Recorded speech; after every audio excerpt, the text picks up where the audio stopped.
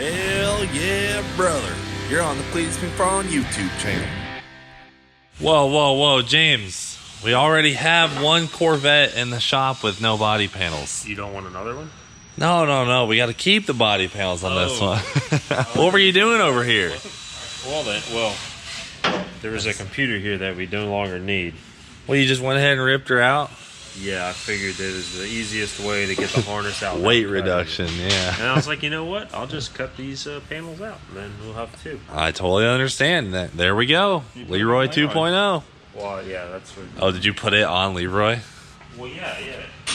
Oh, so we're swapping them. Yeah. Oh, okay. Leroy's getting a body kit. Damn, that looks pretty good, I must say. Almost fits just like factory. Yeah, it's close. A couple clearance spots for the bars and exhaust. And yeah, we're good. Go right on there. All right, guys. So Ruby is, in fact, a missing offender, but it was only because James was removing the stock ECU that runs this engine and pulling the entire engine harness out with it, which you can see is here.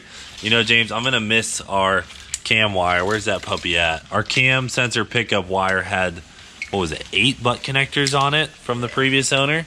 There's this one that was modified. Oh my gosh, look how thick it is because there's so many butt connectors. If you guys remember, this car was struck by lightning and they had to redo the entire engine harness, and whoever did it really botched it together. Yeah, this is it. So, I had to wrap it in tape because it was so bad. Yeah. But it starts here.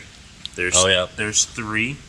Then you come here where this bulge is, there's 3 more. Then you come here, there's 3 more butt connectors. Then you come up here, and then you got 3 more. There's 1 here, and then 3 more right there. Yeah, we're talking a lot of butt connectors. You know, it's amazing we actually didn't ever have a problem with that. There was a baker's dozen, and there was actually 13 Yeah. butt connectors. I don't understand how we never had an issue, though. I guess whoever did the crimping did do a decent job because they did survive. Or we just got lucky. We got lucky. But we are done with the stock ECU engine management here. We're done with Chevy's engine management. We're actually going to be trying out Holley's new Terminator X system, and we're going to unbox it right now and show you guys the whole spiel. So the EFI system that we're putting on Ruby, like I said, it's called the Terminator X. With this system, you get the computer, a screen, the entire engine harness, including an O2 sensor, everything, for $999. It's a complete engine management system for $1,000, and it just came out last week, and we're going to be trying it out on Ruby for the first time. We're pretty excited, so let's get it unboxed. Finally, we'll be able to tune Ruby on our own. Which tool do you want? I'll use the more dangerous one. What do you want? OSHA approved or this one? Nah, I'll use that one. But this, you'll be able to tune Ruby up nice. I know. I can't really tune the cars when they have the stock computer. It's pretty much only Jeremy can do them because he's a pro at it. But when they've got a Holley on them, I know how to use a Holley, so I can tune the cars, and this will give us a lot more ability to tune Ruby at the track. This thing can do boost control, the whole 9. It's pretty much just like all of our other systems. So. This does it. What is this? Oh, this is your box. This is the new fuel system. Oh, okay, all right. This is for Ruby. Yeah, this is the new fuel system. Oh, for okay. Ruby. Guys, this isn't Ruby's fuel system right here. That's in one of these boxes. The most this cutting edge. is James' new carburetor for the 240. No, this is the new fuel system for Ruby. Don't fool nobody. We are not putting a carb on Ruby. Ooh. There you go. Look at this guy. Look at this Like thing. a little kid in the candy store. There you go, James. Hell yeah. Oh, baby. Look at that. Beautiful. No burn marks, no missing pieces. Oh, I'm sure it won't be too long until it's got all that. Is that going to do it for you? Is that going to get the 240 back up and ripping? This is the only tuning tool you need when you got one of these. They just give you a screwdriver. Yeah, that's it. That's the laptop right there? That's the laptop. All right, cool. So that'll be going on the 240 very soon, and then hopefully you'll be coming back and actually making a pass. Yeah. So I'm pretty sure every time we've filmed it, it's either backfired or broken an axle. Well, there's a couple clean passes at FLTK. More broken axles than clean passes, but Yo, we're excited to see it back. Me, so Faster than ever. it made more than the V1 at FLTK. That's true. It did make more clean passes than the It did. V1. Is this the one here? I think this is actually Ruby's box. Okay. Safety cutters. We got OSHA I know. started. Didn't that fan send those in? Yep. That's pretty convenient. Yeah, that was pretty good. Ooh, baby. Here we go. Terminator X. Bum, bum, bum. Oh, it's a big box. Give it a Tight flip fit. and rip. You got this hanging under there. Fancy. Oh, looks like someone messed with ours already. Yeah. One of the techs probably got It's been tampered with.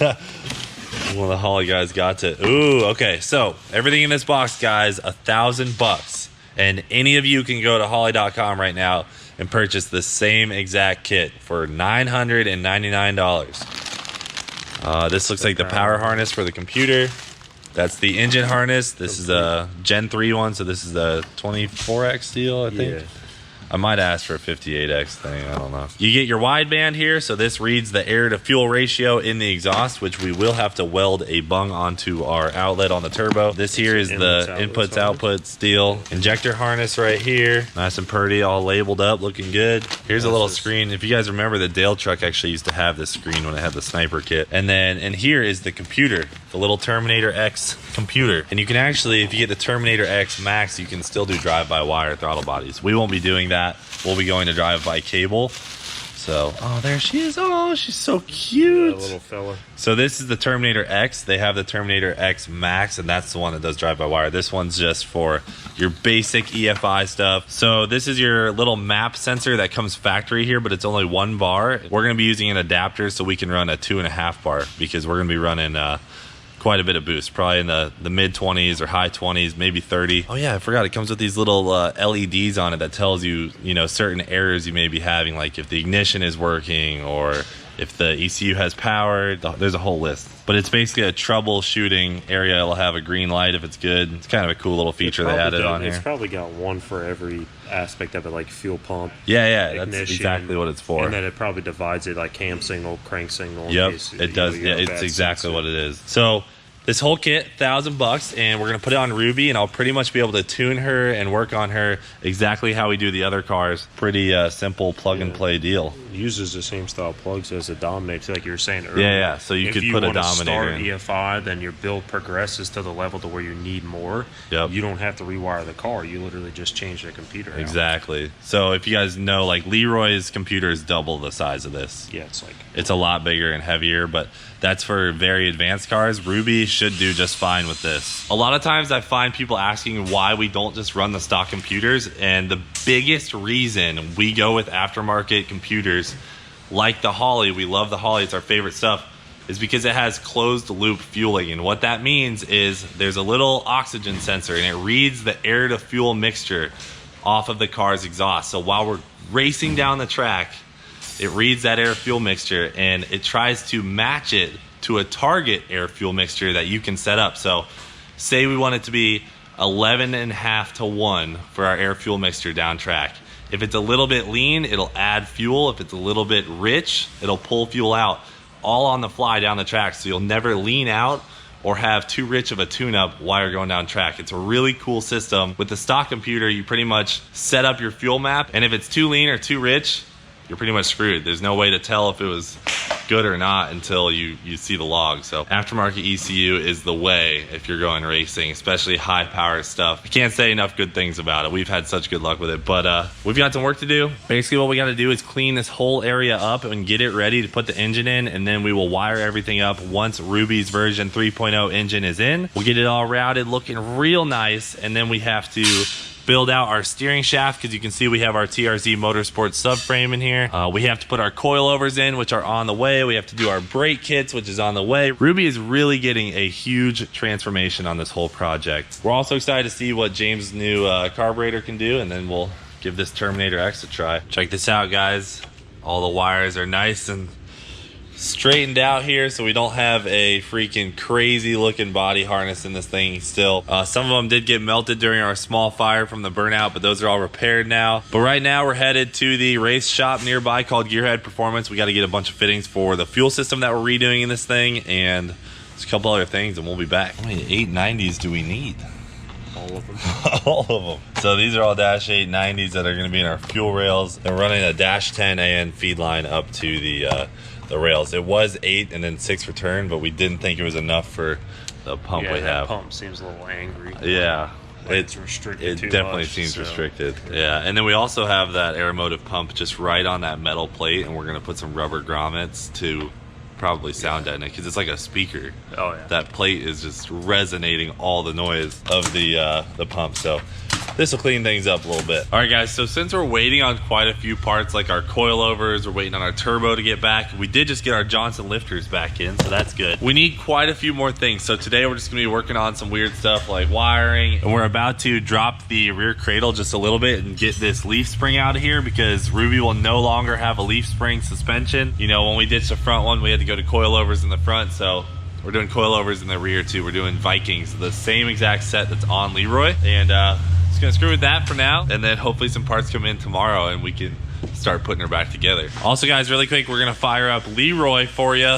Just we wanna get him running. He's kind of been sitting here waiting on his oil pan, which we did already get from Summit Racing. Can't give you guys all the details on it, but I'll show you the logo on the side of the box. That's all you need to know for now. So we have a pretty cool oil pan that we think is gonna work. We're gonna stay wet some for now, but what we might do is try it on Ruby, and if Ruby's oil pressure is good, then we'll put it on Leroy. We'd rather experiment on her. If it works on Ruby though, we can get one off of Summit in a freaking day. So fire him up though. I haven't heard the bald eagles in days.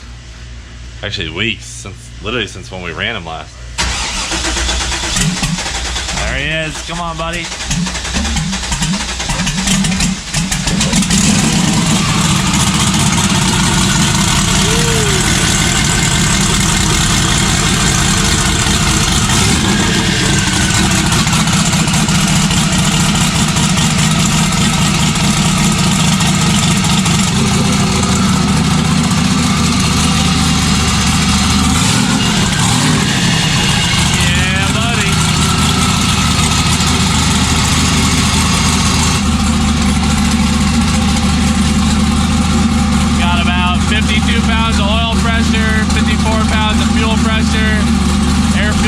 Look the same. All of these cylinders are hot. So, oh, Leroy. You want to let it idle all the way up to temp? Okay. We're going to let him idle up to temp for a little bit. Heat cycle him. It's good to let all the injectors work and keep things fresh.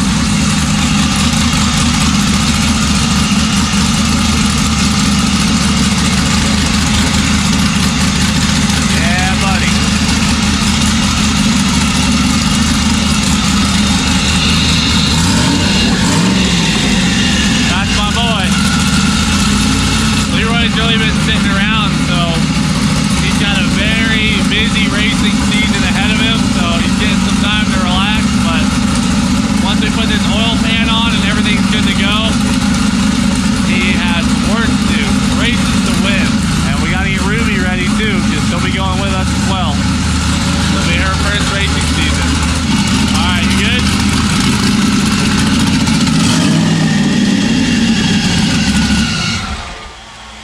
All right, Leroy, back to resting.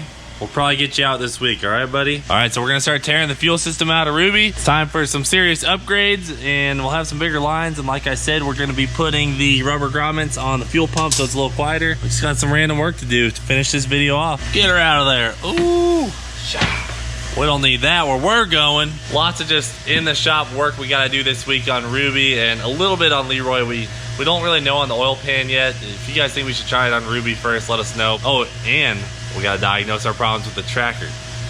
We're going across that pond. What do you think? I think there's only gonna be a part 2, yeah. Blah, blah, blah, all the way across. All the way across, so. All right, guys, thanks for watching. Do it for today. We'll freaking see you later.